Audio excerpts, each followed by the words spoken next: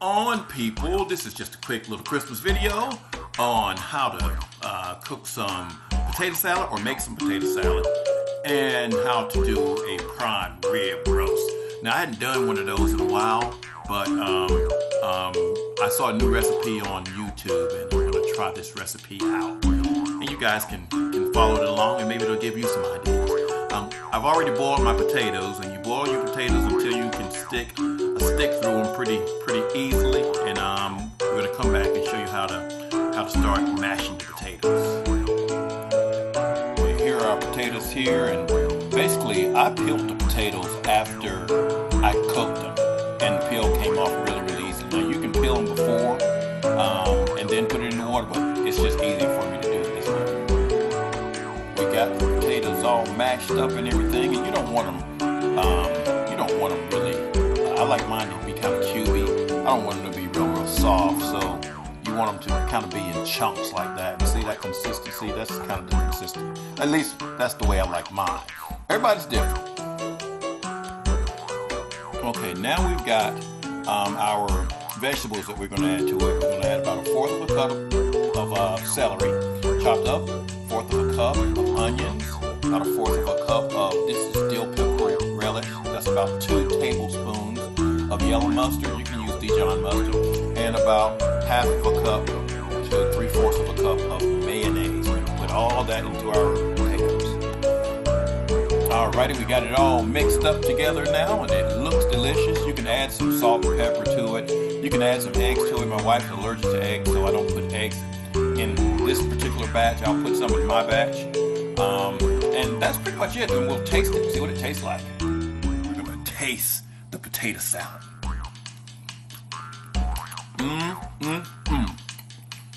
That's good eating. That don't need no salt or pepper or nothing in it. Just those ingredients that I gave you, that's perfect. And as long as it's perfect for you, it's perfect for me. All right, we'll be back with the rib roast. Okay, this is our prime rib roast right here. It's about a 3-pound one. I got it on sale. It was $12. It was because it was probably getting close to its due date, but it's perfect to me, and we're gonna try to cook this, and it ought to come out delicious. Alrighty, now we've got this is our spice rub right here. This is a description of the stuff that I'm putting in there, and that's basically for a 5 to 7 pound roast. Mine is only about 3 pounds, so instead of using the 1/2 cup of salt, I use 1/4 of a cup of salt. But if you're using a bigger one, go ahead and use that 1/2 cup. And then we've got some softened butter. I took that out this morning so it could get soft. And then those are all of our spices, and we're going to mix those together. Okay, I softened it up a little bit. I actually put it in the microwave, and I was trying to just soften it, but it actually made it kind of buttery, so it'll still work. So we're just going to spread this on top of the meat here. It still will work. Still the same premise. And then we'll come back once we get it spread. We're going to spread it on 3 of the sides. We're not going to do the bottom side. Alrighty, now this is what you have once you rub the spice rub on the meat. And I put mine on the bottom too, because I couldn't see why the instructions said not to put it on the bottom, but I did put mine on the bottom. And I actually cleaned this area up some because it looked horrible. But again, with all the amount of spices we've got up there, it can't help but to turn out good. We've got our oven preheated to 450 degrees, and then we're going to let that cook for about 30 minutes. Okay, one other recommendation, do it in the pan you're going to cook it in, because when I had to transfer that over from the cutting board to here, it was a mess. So put the spice rub on in the platter that you're going to cook it on. Alrighty, we're going to put it in our oven here, right in the center of it there. Okay, and that's going to be 450 degrees for 30 minutes. Alrighty, it's been in there for about 30 minutes. Ooh, look at that. Nice brown coat to it. Now we're going to turn the temperature down. I'm going to actually insert a thermometer into it. I got one of these little gauges right here. And when it gets to about 150 degrees, we will take it out and we'll eat it. Okay, this is reading at about, the meat right now is about 76 degrees. And this thing won't calibrate to 150, so we got it at 160. 150 is medium rare. My wife doesn't like it to be medium rare, so hopefully 160 is going to be making about medium. You want a little bit of pink. You don't want it mooing, but you want a little bit pink. Alrighty, I've taken it out. The temperature is actually 160, 158, and I took it out a little bit earlier because I don't want it to get well done. So it looks really good. It's got a nice little crust on it. So we're gonna take some of these drippings from it and make some au jus sauce. Yes, au jus. All right, I poured the rendering from the beef into the frying pan here. And we're gonna add a little bit of flour to it, thicken it up somewhat. We're gonna make a little bit of gravy, au jus sauce, if that's the way you say it. I don't know how the hell you say it. All right, we're putting a heaping teaspoon or tablespoon of flour in there.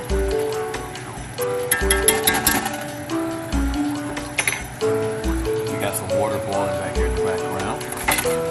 We're just gonna start mixing up the flour. You gotta know how to make gravy, guys. It's an easy thing to do, and it makes it so good. You gotta know how to do it. If you do it with the original meat that you cooked it in, it makes it a whole lot better.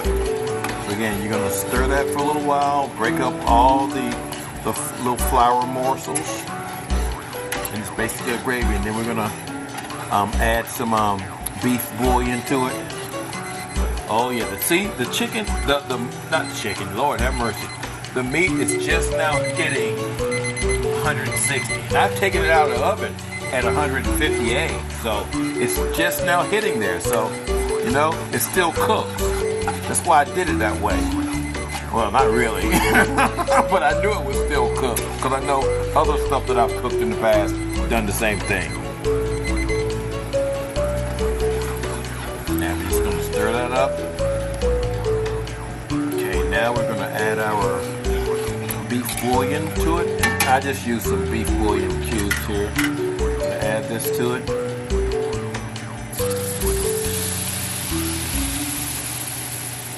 And we're gonna let that thicken up a little bit. That's about a cup. Let it thicken up, let it boil. Just stir it around. This will be your au jus sauce that you're gonna spread over the meat. See how thick it's gotten? That's what we want. It's a gravy, y'all. It's a gravy. Everyone likes gravy. That's all we're doing is making a gravy.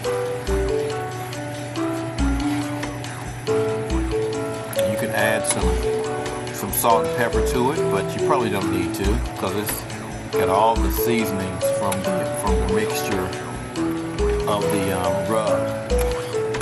So that's thick enough. We're gonna let that it's thick enough, so we're gonna turn the heat down, and that's what we're gonna spread over the meat. I made the first cut into it. Look how good that looks. That looks delicious. That's the first cut right there. It's gonna be good when we plate it up. That looks medium. It's not too pink. It's not moving. It's gonna be good. And there is everything plated. Potato salad, greens, and our prime rib steak. It's gonna be good. I wanted to say one last thing. I think the 1/4 cup of salt was probably too much for that recipe because the gravy came out really, really salty. And the spices on the meat were kind of salty too. I mean, not overly salty, but a little bit too salty. And I think you could probably get away with using 1/8 of a cup of salt on it. Unless you just freaking like salt. I didn't particularly like the salt. I mean, my blood pressure is high enough. I don't need no salt.